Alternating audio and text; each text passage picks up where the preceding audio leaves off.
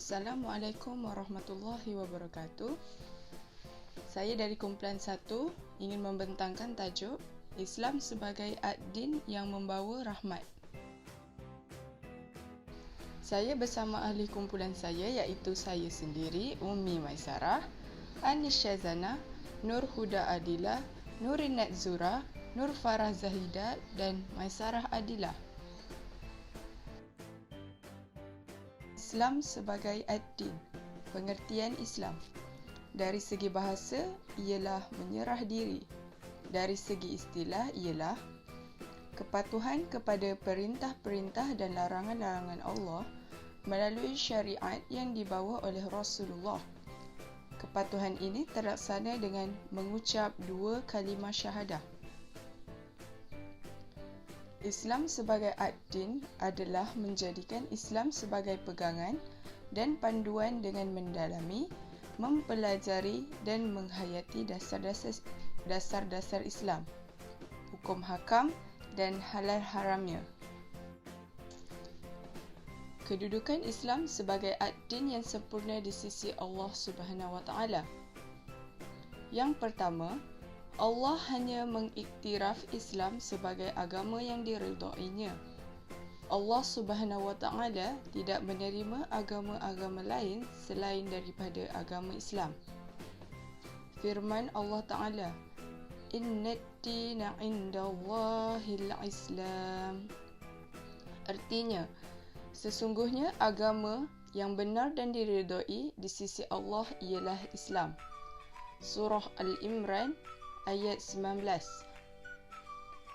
Yang kedua ialah penyebaran Islam sebagai agama dan cara hidup berkembang pesat dan tersebar luas dianuti manusia tanpa mengira bangsa dan warna kulit.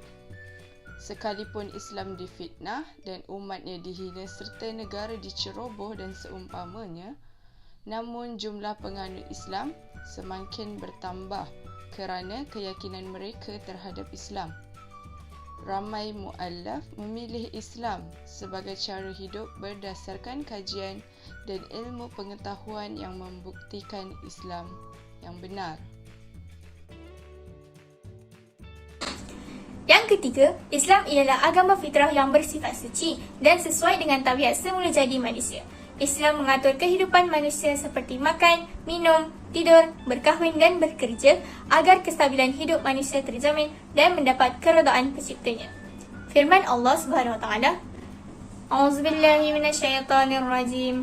Fa'aqim wajhaka lid-dini hanifa, fitratallahi allati fataran nasa 'alaiha, la tabdila li khalqillah. Dzalika dinul qayyim walakinna aktsaran nasi la ya'lamun." Artinya, maka hadapkanlah dirimu ke arah agama yang jauh daripada kesesatan, fitrah Allah yang menciptakan manusia untuk menerimanya. Tidaklah patut ada sebarang perubahan pada ciptaan Allah Subhanahu Wa Taala itu. Itulah agama yang lurus tetapi kebanyakan manusia tidak mengetahuinya. Surah Ar-Rum ayat 30. Ayat ini bermaksud bahawa Islam ialah agama fitrah manusia. Maknanya Islam ni tidak pernah sesat. Islam sesuai diamalkan oleh semua umat manusia kerana ianya bertepatan dengan fitrah hidup semula jadi manusia. Yang keempat, perutusan Islam kepada manusia bertujuan mewujudkan kesejahteraan dan keselamatan kepada manusia sejagat, merangkumi aspek rohani dan jasmani. Islam menjamin keselamatan manusia, haiwan dan alam sekitar melalui panduan dan peraturan hidup. Firman Allah, "A'udzubillahi minasyaitonirrajim. Innallaha ya'murukum an tuwaddul amanati ila ahliha wa idza hakamtum bainan nasi an tahkumu bil 'adl." Artinya, sesungguhnya Allah Subhanahu Wa Taala menyuruhmu menunaikan amanah kepada yang berhak menerimanya. Dan apabila kamu menetapkan hukum antara manusia, hendaklah kamu menetapkan dengan adil. Surah An-Nisa ayat 58. Ayat ini menjelaskan bahawa sebagai manusia kita perlulah menunaikan amanah kita, sama ada amanah sebagai seorang Muslim, seorang murid, seorang anak dan sebagainya. Dan apabila kamu menetapkan hukum antara manusia, hendaklah kamu menetapkan dengan adil. Jika kita menghakimi sesuatu hukum antara manusia, kita hendaklah berlaku adil dalam menghakimi seseorang. Jangan sesekali pandang pada harta ataupun kuasa. Sebab-sebab manusia perlu menjadikan Islam sebagai adil. Yang pertama, Islam ialah satu-satunya agama yang diredai oleh Allah SWT. Yang kedua, syariat Islam memansuhkan syariat agama-agama yang terdahulu. Yang ketiga, Nabi Muhammad SAW yang membawa risalah Islam diutuskan kepada seluruh umat manusia. Yang keempat, Al-Quran merupakan sumber rujukan utama yang dipelihara oleh Allah SWT sehingga hari kiamat. Keistimewaan Islam sebagai adil yang sempurna di sisi Allah SWT. Islam mempunyai pelbagai keistimewaan yang tidak dapat ditandingi oleh mana-mana agama lain. Yang pertama, Rabbani. Islam merupakan cara hidup manusia yang datang daripada Allah SWT. Sebagaimana Allah berfirman dalam surah Al-Imran ayat ke-19. Inna dina indallahil Islam. Sesungguhnya agama yang benar dan diredai oleh Allah SWT ialah Islam. Yang kedua, sabit. Nilai hidup Islam adalah sabit, yakni tetap dan tidak dapat diperolok-olokkan. Firman Allah Subhanahu Wa Taala, A'udzu billahi minasyaitonir rajim. Syara'a lakum minad din wa ma wassa bihi Nuhan walladhi awhayna ilaik wa ma wassayna bihi Ibrahim wa Musa wa Isa an aqimud din wa la tatafarraqu fihi kabura 'alal musyrikin ma tad'uuhum ilayhi Allahu yajtabi ilayhi man yasha' wa yahdi ilayhi man yunib. Artinya, Allah Subhanahu Wa Taala telah mensyariatkan kepada kamu urusan agama yang telah diwasiatkannya kepada Nuh, apa yang telah kami wahyukan kepadamu, yakni wahai Nabi Muhammad sallallahu alaihi wasallam.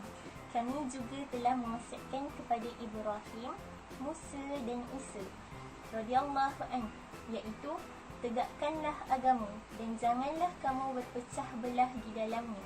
Berat bagi orang musyrikin untuk menerima agama tauhid. Allah Subhanahu Wa Taala memilih sesiapa yang dikehendakinya untuk menerima agama tauhid itu dan memberi hidayah kepada agamanya bagi orang yang bertaubat. Surah Asy-Syura ayat 13. Yang ketiga, hablum minallah wa hablum minannas. Islam menegakkan aspek hubungan dengan Allah dan hubungan sesama manusia.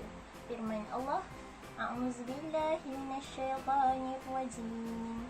Duriban 'alaihimud dhillatu aynama tuqifu illa bihablin minallahi wa hablin minannas. Artinya, mereka ditimpa kehinaan di mana sahaja mereka berada, kecuali jika mereka berpegang pada tali Allah Subhanahu Wa Taala, iaitu agama Allah, dan tali perjanjian dengan manusia. Surah Al-Imran ayat 112. Keistimewaan Islam yang keempat ialah tawazun. Islam ialah cara hidup yang mempunyai keserasian dan persefahaman antara cita-cita dan kenyataan zahir dan batin. Firman Allah yang bermaksud, dan tutuplah dengan harta yang Allah kurniakan kepadamu akan kebahagiaan hari akhirat, dan janganlah kamu lupakan bahagiamu dari dunia, dan berbuat baiklah kepada orang lain sebagaimana Allah berbuat baik kepadamu. Nak cakap yang Islam ni serasi antara dunia dengan akhirat. Sebagai contoh, kita makan. Kita makan untuk memenuhi keperluan sendiri. Lepas tu, sebelum makan kita baca doa. Kat situ kita akan dapat pahala akhirat juga. Yang kelima, syumul. Islam ialah cara hidup yang menyeluruh, yang mengatur semua aspek kehidupan manusia. Firman Allah yang bermaksud, wahai orang yang beriman, masuklah kamu agama Islam dengan mematuhi hukum hakamnya secara keseluruhan, dan janganlah kamu menurut jejak langkah syaitan. Sesungguhnya syaitan itu musuh yang jelas bagi kamu. Islam ni even sekecil-kecil perkara pun Islam ajar kita. Contohnya menguap. Kalau kita menguap, Islam ajar kita supaya tutup mulut. Lepas tu jangan biarkan mulut terbuka sebab syaitan suka. Nanti syaitan masuk. Yang keenam, wasatiyah. iaitu seimbang, pertengahan dan sederhana. Islam berada di tempat yang sesuai sebagai jalan tengah antara dua situasi yang bertentangan.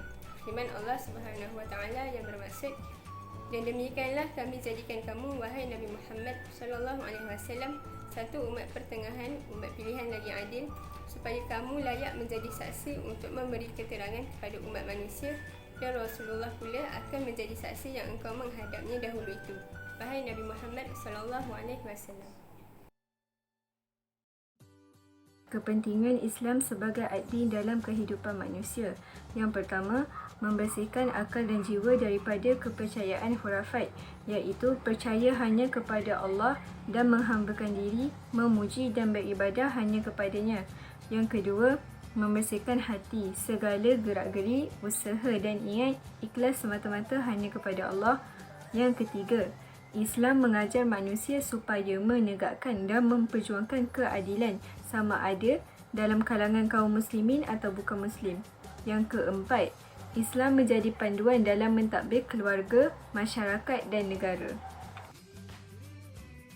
Usaha-usaha dan tindakan untuk mengamalkan Islam sebagai adil sebagai individu. Yang pertama, kita hendaklah mendalami ilmu-ilmu agama dengan bersungguh-sungguh.